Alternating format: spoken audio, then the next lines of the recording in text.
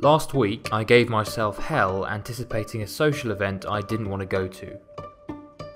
In the days leading up to it, I worried, I complained, and I agonised. I ran films in my mind of the anxiety and discomfort I'd feel around new people. I considered cancelling, but that too worried me because I didn't want to offend the host. I didn't want to do the weak thing. I didn't want to be lame. At the last minute, I succumbed.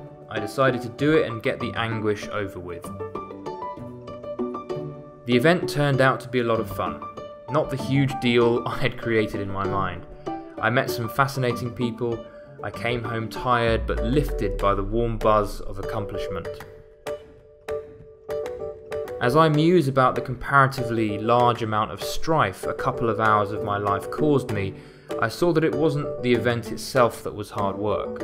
Rather, my resistance to it made the experience feel like a serious challenge. Resistance was envisioning the worst scenarios. Resistance was taking it all so seriously. Resistance was reacting emotionally to the mere thought of the event. Resistance was tightening up and getting anxious before going. And it was all completely unnecessary. It's not the event that was hard, but my resistance to it. Fighting myself took a lot of wasted energy, and this applies to most other things in life. Your next essay, a visit to meet your mother-in-law, the painting you need to finish, your next trip to the post office, the marketing work you need to do for your new product, the breakup you just suffered. None of it is hard. It is only your resistance to it that is and feels hard. Some things in life are genuinely hard, yes, like being eaten by a bear, but most things are much less tough than we make them out to be. When we can truly grasp this, we are a leap closer to freedom.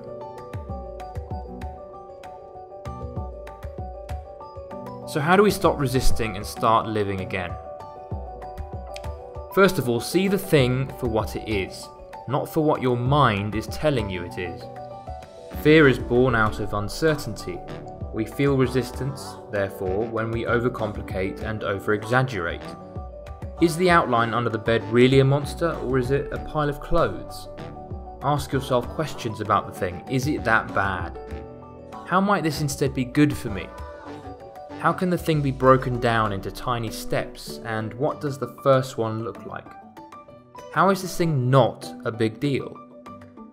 Meditate some more on the thing. Allow some insights to reveal themselves to you about it without forcing them. These are the truths you are looking for, and the truth is better than emotional guesswork. The raw truth will also show you what is worth doing, what matters to you, what will help you grow by doing it, what is not worth your time. If something doesn't contribute to your growth and your long-term happiness, it is not worth doing. Secondly, catch yourself reacting and use it as an opportunity to win. Reacting and stirring up the energy of emotion and thought is the source of 95% of your problems.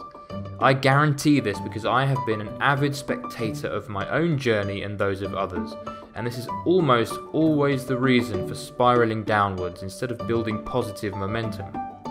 When I say win, I mean to breathe rather than to react, and to allow the emotion or the boredom or the thought to fizzle out by itself.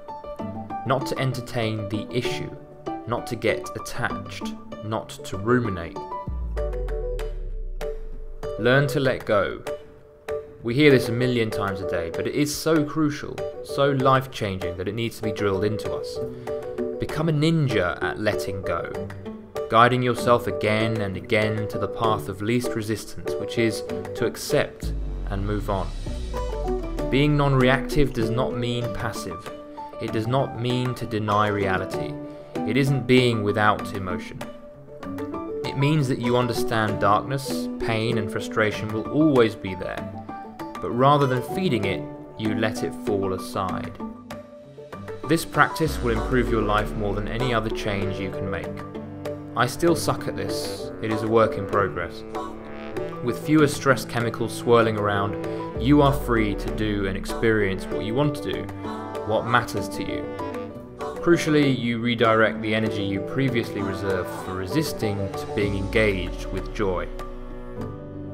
Life isn't so hard when you stop resisting it.